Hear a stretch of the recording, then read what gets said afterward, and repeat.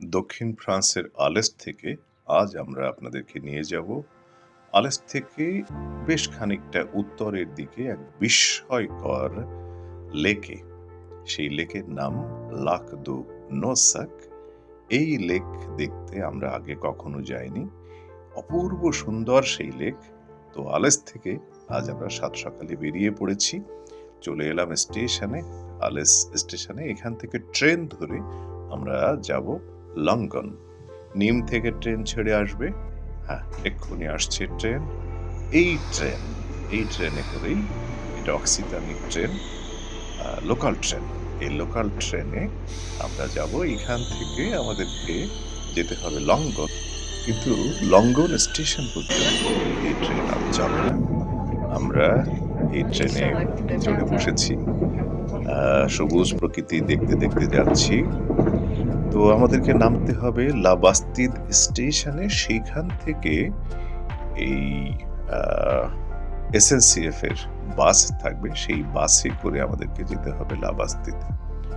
তো আলেস থেকে ছেড়ে এসেছি, সেভেন পাহাড়ের পাশ দিয়ে আমরা চলেছি। এক একটা ছোট স্টেশনে আজ এই ট্রেন দাঁড়াচ্ছে না, কোনো কোনো স্টেশনে দাঁড়াবে। এই হচ্ছে সেভেন পাহাড়। এই সেভেন পাহাড় খুবই সুউচ্চ এবং এটি খুব উঁচু একটা সেতু। এই সেতু অতিক্রম করে আমরা চলেছি ক্রমশ উত্তরের দিকে। উত্তর পূর্ব সেই দিকটাতে আমরা যাচ্ছি। এখন ঘন সবুজ পাহাড়, একেবারে সব ন্যাড়া পাহাড়গুলো ঘন সবুজ হয়ে উঠেছে। আর এই ট্রেন তো খুবই সুন্দর, যাত্রীও খুবই কম। সাকুল্যে মনে হয় এই ট্রেনে 50-60 জন যাত্রী রয়েছে। এত কম যাত্রী নিয়ে চলতে হয় এখানে। যাই হোক, আমরা পৌঁছে গেলাম লা বাস্তিদ স্টেশনে। এবার ট্রেন থেকে নামবো আমরা। ট্রেন থেকে নেমে লা বাস্তিদ থেকে আমরা একটা বাস ধরবো। বেশ কয়েকজন টুরিস্ট ব্যাকপ্যাক নিয়ে, সাইকেল নিয়ে রওনা হয়েছে। তার মানে তারা আজকে প্রমনাদ, তারা আজকে ঘুরতে বেরিয়েছেন ভ্রমণে। হ্যাঁ, আমরা এই বাসে উঠে বসেছি। যতজন যাত্রী ছিলাম প্রায় ততজনই কিন্তু লা বাস্তিদ থেকে এই বাসে উঠেছি। তো এক বাসে এখনো সিট খালি রয়েছে। এবং এই লা বাস্তিদ খুবই একটা ছোট্ট শহর। এই শহর অতিক্রম করে আমরা চলেছি ক্রমাগত উত্তর পূবের দিকে। এই শহরটাও বেশ সুন্দর, খুবই সুন্দর শহর এবং খুবই ছোট শহর ছেড়ে চলে এলাম আমরা। জানালার দুপাশেই অপূর্ব সুন্দর ছোট ছোট বাড়ি এবং ক্ষেত খামার খুব কম, সবুজ আর সবুজ। কোথাও কোথাও একটু মনে হচ্ছে যে দূরে কম ক্ষেত আছে, কিন্তু বেশিরভাগটাই শুধু পাহাড় আর পাহাড়, আর মাঝে মাঝে এই ছোট ছোট গ্রাম। নয়নাভিরাম দৃশ্য। হ্যাঁ, অনেকটাই দেখতে দেখতে দেখতে দেখতে আমরা চলে এলাম লঙ্গনের কাছাকাছি। এই লঙ্গন শহরের দিকে আমরা এগিয়ে চলেছি। ওই দূরে দেখা যায় লঙ্গন শহর, পাহাড়ের সানুদেশে, এবং খুবই পরিষ্কার পরিচ্ছন্ন এক একটি জায়গা। আমরা যে বলি ছবির মতো সুন্দর, সেই ছবির মতো সুন্দর জায়গা। আহা, এমন ছবির মতো সুন্দর করে সাজিয়ে রেখেছে ফ্রান্স। বিশেষ করে ফ্রান্সের দক্ষিণ তো সুন্দর হবেই। একেবারে এত নিসর্গ প্রকৃতি। ছোট্ট একটা নদী, ঝর্ণার নদী পার হয়ে আমরা চলেছি লঙ্গন স্টেশনের কাছে। হ্যাঁ, আমরা পৌঁছে গেলাম লঙ্গন। লঙ্গন বাস থেকে নেমে আমাদেরকে লেকে যেতে হচ্ছে হেঁটে হেঁটে। উঁচু উঁচু পাহাড় অতিক্রম করে আমাদেরকে প্রায় 2.5 কিলোমিটার হেঁটে গিয়ে পৌঁছতে হবে। তো গাড়ি নিয়েও যাওয়া যায়, কিন্তু আমরা হেঁটেই যাচ্ছি। এবং আজ যেহেতু শুক্রবার, চেষ্টা করলে হয়তো বা উবার পাওয়া যেত, কিন্তু আমরা চেষ্টা করিনি। আমরা হাঁটছি। স্বাস্থ্যের জন্য হাঁটাটা খুব ভালো, আর খুব একটা শীত নেই। এত সুন্দর গ্রাম, এবং ওই যে নিচের থেকে আমরা এলাম, হাঁটতে হাঁটতে অনেকটা উপরে চলে এসেছি। প্রায় মনে হয় 1980 মিটার উপরে চলে এসেছি। এত উপরেও সবুজ আর সবুজ। পাহাড়ের উপর দিয়ে এই রাস্তা, আবার একটু যেন সমতল পেলাম। আবার নিচের দিকে নামতে হবে। আর এত ফুল ফুটেছে, সবই ঘাস ফুল। মানে এগুলো দেখে মনে হবে যে মনে হয় সরিষা, কিন্তু সরিষা নয়। এবং মাঝে, মাঝে বন আর বন। হ্যাঁ, এই লঙ্ঘনের দিকটা শেষ হলো। আরেকটি অটো রুট আমরা পেলাম। এখন লেকের খুব কাছাকাছি পৌঁছে গেছি। এই তো এখানে কাম্পিন বলে। একেবারে লেকের কাছে কিছু, কিছু বাড়ি রয়েছে আর রয়েছে কাম্পিন। এখানে যারা রয়েছেন তারা খুব শৌখিন মানুষ। এত সুন্দর বাড়ি! আহা! লাল একটা গাড়ি দাঁড়িয়ে রয়েছে বাড়ির সামনে। দরজাটাও লাল রঙের। লেটার বক্স সামনে। প্রত্যেকটা বাড়ি এত সুন্দর। কিন্তু কোনো মানুষকে দেখছি না। আহা! এখানে কি কেউ থাকে না নাকি? আসলে আলেসেও তো খুব কম মানুষ। আর এখানে এই লঙ্ঘন অঞ্চলে মানুষের সংখ্যা খুবই কম। তো চারিদিকে সবুজ আর এই নান্দনিক বাড়ি দেখতে, দেখতে আমরা চলেছি এখন লেকের দিকে। ওই যে লেকে দেখা যায়।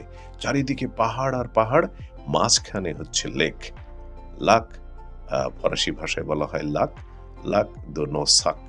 এবং এই যে কারাভানগুলো এসে গেছে এই লেকের কাছে পাহাড়ের উপরে এই কারাভানগুলো রাখা হয়েছে। এই স্ট্যান্ডগুলো মনে হয় খুব সামান্য পয়সায় ভাড়া পাওয়া যায়। নির্দিষ্ট এরিয়ায় এই কারাভানগুলো রাখতে হয়। তো অনেক দূর, দূর থেকে এসেছেন এবং কারাভানগুলো রেখেছেন একেবারে লেকের পাশ দিয়ে। আহা! এমন সবুজ এবং এমন জলাশয়, এত শান্ত স্নিগ্ধ জলাশয় অনেকদিন পরে দেখছি। এই লেকে আসবো, আসবো করে আসা হয়নি। আহা! কিছুটা যেন মিল আছে বাংলাদেশের সঙ্গেও। কিন্তু জলের তলাটা দেখে মনে হয় যে না, এটা আমাদের বাংলাদেশ নয়। এত স্বচ্ছ জল মনে হয় এখন বাংলাদেশে পাওয়া খুব মুশকিল। হয়তোবা জাফলংয়ে পাওয়া যাবে। হ্যাঁ, একেবারে অনেক দূর পর্যন্ত মানে অনেক নিচেটা পর্যন্ত দেখা যাচ্ছে। এত স্বচ্ছ জল আর ছোট, ছোট ঢেউ। দূরে দিগন্ত, দিকচক্রবাল যাকে বলি আমরা, ওই বহু দূরে, ওই অনেক দূরে ওপাশেও কিন্তু পাহাড়। পুরোটা ঘুরতে হলে একদিনে মনে হয় সম্ভব নয়। খুব সম্ভব ১৭ কিলোমিটার পর্যন্ত আমাদেরকে পুরো লেকের চারপাশ দিয়ে ঘুরে আসতে ১৭ কিলোমিটার হাঁটতে হবে, সেটা সম্ভব নয়। আহা! এই জলে নামতে ইচ্ছে করছে কিন্তু জল খুবই ঠান্ডা, খুব ঠান্ডা। এত ঠান্ডা যে এই জলে এখন নামা সম্ভব নয়। জুলাই আগস্টে এসে এখানে স্নান করা সম্ভব। লেকের মাঝখান দিয়ে একটা সেতু করা হয়েছে। এই সেতুটা খুবই সুন্দর। মানে লেকের জলকে দুভাগ করা হয়েছে। এর নিচে দিয়ে মনে হয় জলের যাতায়াত ব্যবস্থা আছে, জল চলাচল হয়। আর সবসময় এরকম একপাশে বেশ বড় ঢেউ আর একপাশে খুব শান্ত। আহা! কি মনোরম, কি সুন্দর দেখতে। এমন জল মানে জলের যে সৌন্দর্য পাহাড়ের মাঝখানে মানে চারিদিকে পাহাড় আর পাহাড়, মাঝখানে এই লেক। এই লেক কিন্তু সমতলের সঙ্গে মেশেনি, মানে সমুদ্রপৃষ্ঠ থেকে অনেক উপরে এবং চারপাশে এত সবুজ ঘাস ফুল ফুটে আছে। আহা! মানে যত দেখছি তত মুগ্ধ হয়ে যাচ্ছি। আহ আশা করছি ২-৩ মাস পরে যখন এই জল গরম হবে তখন আমরা আবার বেড়াতে আসবো। হাঁটছি, প্রচুর হাঁটছি কিন্তু ক্লান্ত হচ্ছি না। ঠান্ডা হাওয়া আছে। এই যে কেউ, কেউ দৌড়াচ্ছেন, হ্যাঁ? যারা স্বাস্থ্য সচেতন মানুষ এরা কিন্তু স্থানীয় নয়। অনেক দূর, দূর থেকে এসেছেন। মানে শুধু এই লেকের চারপাশ দিয়ে এই ১৭ কিলোমিটার দৌড়াবেন বলে বহু দূর থেকে এসেছেন। মানে ১৭ কিলোমিটার দৌড়ানো ওটা আমরা চিন্তাই করতে পারি না। এখানে মনে হয় সন্ধ্যাবেলায় একটা পিজ্জার দোকান বসে, খুব সম্ভব। তো আমরাও দুপুরবেলায় রেস্তোরাঁয় এখানে আমরা খাবো। এই দুপুরে যে খাওয়ার জন্য একটা রেস্তোরাঁর সামনে চলে একটা এলাম। রেস্তোরাঁ এলাম। এই রেস্তোরাঁটা বহু দূর থেকে দেখছিলাম। অনেকগুলো রেস্তোরাঁ আছে। তো আমরা আজ দুপুরবেলায় এই রেস্তোরাঁয় খাবার খাবো। সালাদ এবং অন্যান্য অনেক কিছুই আছে এখানে। দামও খুবই ন্যায্য দাম। মানে ১৭-১৮ ইউরোর মধ্যে দুপুরের খাবার হয়ে যায়। তো খেতে, খেতে আমরা দৃশ্য দেখছিলাম। এবার আমাদের ফেরার পালা। অনেক ঘুরলাম। এই ক্রমাগত এবার আবার নিচের দিকে নামছি। আমরা উঠেছি এক পথ দিয়ে, মানে পাহাড় অতিক্রম করে আমরা গিয়েছিলাম লেকে। এবার নেমে যাচ্ছি আরেকটা পথ দিয়ে। এবং এখন আমরা ফিরে এলাম লাঙ্গন স্টেশনে। খুবই নীরব, নিভৃত স্টেশন। এই লাঙ্গন স্টেশন থেকে আমরা আবারও বাস ধরে লাবাস্তিত যাব, কিন্তু স্টেশনটা একটু দেখতে চাই। বাহ! এখানকার টয়লেট বাথরুমও খুব পরিষ্কার পরিচ্ছন্ন। পাবলিক টয়লেট, কিন্তু এত পরিষ্কার ঝকঝকে পাবলিক টয়লেট বাথরুম, এত পরিষ্কার এবং পারফিউম দেয়া, সুগন্ধযুক্ত। সেদিক থেকে বলব যে সত্যি ফরাসিদের রুচির তুলনা হয় না, এবং কোনো একজন যাত্রীও কিন্তু এখানকার বাথরুম, টয়লেট নোংরা করেন না। এত সুন্দর একটা স্টেশন, কিন্তু কোনো যাত্রীকে দেখা যাচ্ছে না। আহ, এত নীরব নিভৃত। হয়তো কখনো কখনো মানে ট্রেন যখন আসবে বা ট্রেনের পরিবর্তে এখানে স্টেশনের সামনে বাস যখন দেয়া হয়, তখন হয়তো কয়েকজন যাত্রী হয়। তো এই স্টেশনটাও পাহাড়ের উপরে। বলা যায় যে পাহাড়ের সানু দেশে এই লাঙ্গন স্টেশন। স্টেশনটা দেখে খুব ভালো লাগলো। এবার আমরা ফিরে যাবো আলেসে।